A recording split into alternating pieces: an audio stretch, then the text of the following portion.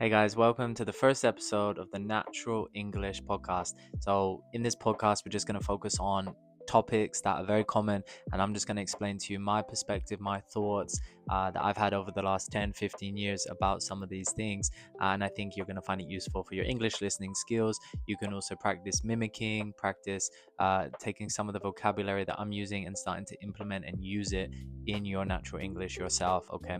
So today we're going to be talking about a topic, and the topic is, would you leave your home country? Okay.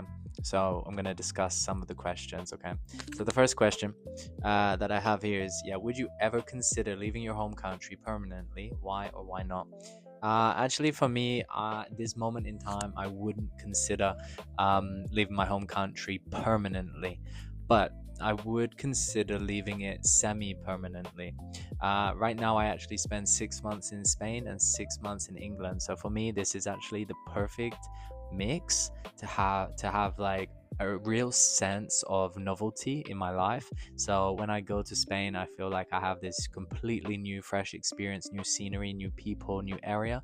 And then when I come back to England, I feel again, even though it's my home country, I feel like I can just fully relax and just enjoy this country and what it offers. So I think at this point in my life, I wouldn't consider leaving for the full 12 months of the year, but I will happily leave for 6 months of the year and have some additional vacations and holidays also scattered in between, because I think going somewhere new is such a great reset for you in your life. Even if you just go away for 1 week, when you come back, you normally start to think about things differently. You feel like you have a different perspective, you feel like you have a different way of seeing things, and maybe you start to identify a few things in your routine where you're like, actually, I don't like this, I want to remove it, or you're like, this isn't working, let's change that. So I think when you change things in your life is such a great stimulus and a motivator for you to start changing things for the better, and to focus on having a more healthy lifestyle. If you want to lose weight, think about how you can change your diet. If you want to improve your English, think about how you can start getting better input or practicing your output, your speaking skills. Okay, the next question is, what do you think would be some of the reasons why someone would leave their home country, and would you leave your home country for that reason? Okay, so sometimes in English, when you receive a question and it's quite long, your mind kind of doesn't really capture the full question. So it's good to also practice answering these types of questions that are a bit more long winded, and you have to think a bit more carefully about what the question is really asking. Okay, so this question is really asking, what do I think is the number one reason why people leave their home country, and would I leave my home country for that reason? Okay, so I think the number one reason is jobs. Yeah, so I think people will move abroad because they want a better life. I think they want to make more money, and I think that they want to push themselves in their career, and they want to try something new. I think going to a new place, working abroad, is fantastic. I think it really pushes your perspective, it changes your mindset totally. And for me personally, I've moved abroad for work many, many times. So I worked in Singapore, Australia, New Zealand, around in Europe, in Asia also. And I think each time I've worked and lived abroad, I've completely developed as a person. I've grown in my career path, and just in my routine. I've learned something new from each country that I've visited, and that's been something that has just really helped me in my life, and it's just kept it so interesting and fun and diverse. And I love to learn about new cultures. I love to go on adventures and see new things. So I think for many people, if they have that type of personality where they really love adventure, they really love growth, personal development, then they're always going to be drawn to pushing themselves, stepping out of their comfort zones and pushing the boundary to see what they can achieve. So my answer is yes, I would leave my home country for that reason, but it's at different times and stages in your life. So when I was much younger, I wanted it more than anything, so I was willing to do it. But then at another stage in my life now, where because I've already done it, I'm like, well, I don't want to leave my home country permanently, like for 12 months, but I'm happy to leave for 3 or 6 months. The next question is, what would you miss about your home country if you moved abroad? So for me, I think moving abroad, yeah, the number one thing is always language. This is an easy question for me to answer. So the question is, yeah, what would you miss? I would miss Yeah, I would miss the language. You know, when you speak in your first language, the level of comfort that you have is so cool. I think, especially when you're learning a second language, you start to really appreciate your first language so much more.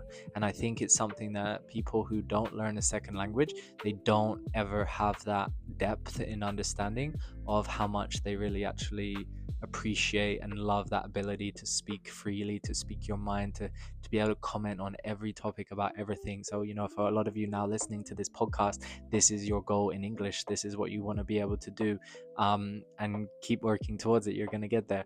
But I think, yeah, the language is the number one thing I would miss.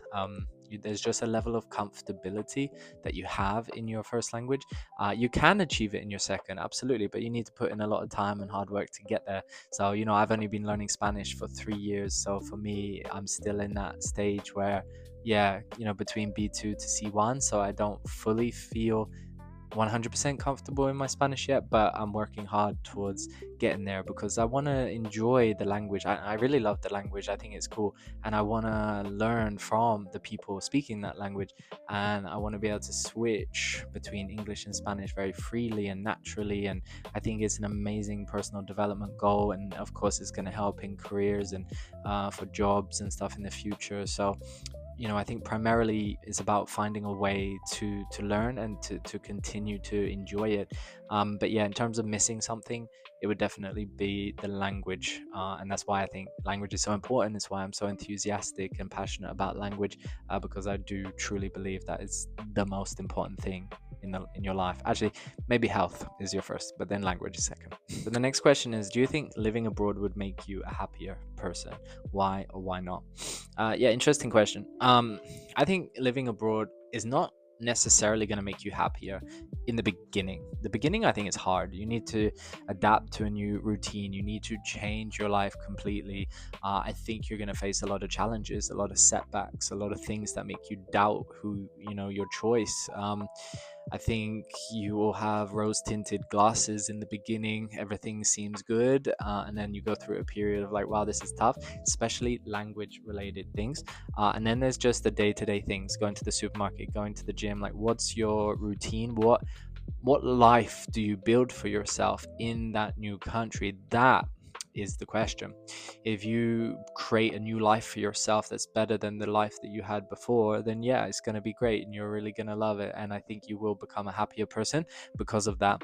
But if you don't make a lifestyle that you're proud of, or you haven't set up routines that make you feel happy, and you don't feel like you have a positive routine, you don't feel like you have a really great routine, then I think that's going to be more challenging. So I think happiness is a journey, is something that you're always working towards in your life. I don't think it's something that you should feel every second of the day, every week. I think you should have downs. I think you should have lows, because what are the highs without the lows? I think you should try to minimize the lows, but I think it is something that you should be working towards. And yeah, do things that make you happy, you know, learn, grow, develop, you know, these are the important things. But of course, relax too, you know, you need time for both. So I think moving abroad, there's the idea of it, and then there's the reality of it as well. So, you know, expectations versus reality, this is true. But what life do you create for yourself in that new place? And yeah, there are some places that serve you for a period of time, maybe 3 months, maybe 1 year, maybe 10 years, and then you're ready to go back to your home country. You know, things change in life, it really depends. But yeah, I would say it can make you a happier person. It depends on what life you make for yourself in that place. Okay, the last question is, if you could live anywhere in the world for 5 years, where would you choose? Why would you choose that place? And what would you hope to experience there? Okay, fantastic question. This is a 3-part question. So again, on this podcast, the Natural English podcast, you're gonna come across a lot of long-winded questions. Okay, long-winded, this just means the question is it's not simple. It's not just one sentence. It's like maybe 3 sentences. The way that we like to ask questions in English is we like to kind of, yeah, make it long and confusing. It's a natural English way. But yeah, in terms of this, where would I like to go? I think if I had to go anywhere for the next 5 years, it would be Spain. The reason for that is because I already spent 6 months a year there. I feel like it's the next step for me would be spending even more time I think it's a great place to visit and to live. I love the lifestyle there. I think it's a big country. I think there are a lot of things to see. I would like to have a lot of adventures there, and spend a lot of time enjoying the country and what it offers. I think the summers will be tough because I always like to think of countries on a seasonal basis. So I think that yeah, Spain in the summer will be hot as hell, right? It's gonna be a tough place, but I'm sure if you have air conditioning and you're by the beach, that would be great. So it's about, again, my point that I said to the other question about what lifestyle you can create for yourself. If you can create for yourself a really great lifestyle, then you can really enjoy your time there. So I guess I would hope to experience better language skills, more conversations with locals, into more integration into the society there, to have a community, to enjoy spending time in that community. And these would be some of the things that I would focus on the most. So I hope this was useful for you guys to listen to. So this week, or each week, I'm gonna be releasing a new episode for this podcast. So it's a natural English podcast where I share my opinions and my perspective about different topics, interesting topics that I think all of you would like to hear about. And if you'd like to hear, feel free to subscribe, follow along. I'd love to hear all of your thoughts in the comments about whether you agree or disagree with what I say. Also add your personal journeys and opinions. I want this to be a community for all of you to feel comfortable and to learn, and also to grow, and to let's do it together, develop your English skills and get to that next level. If you are looking for coaching, you can go to VALLHO. That's VALLHO, VALLHO Coaching. This is my personal coaching website. We have US and UK coaches there. If you're looking to take that next step in your English and start a course, you can start with a welcome call. I also do weekly group classes as well, so if you'd like to join those, that would be cool too. So yeah, I hope you enjoyed this, guys, and I'll see you all on the next one. Bye for now.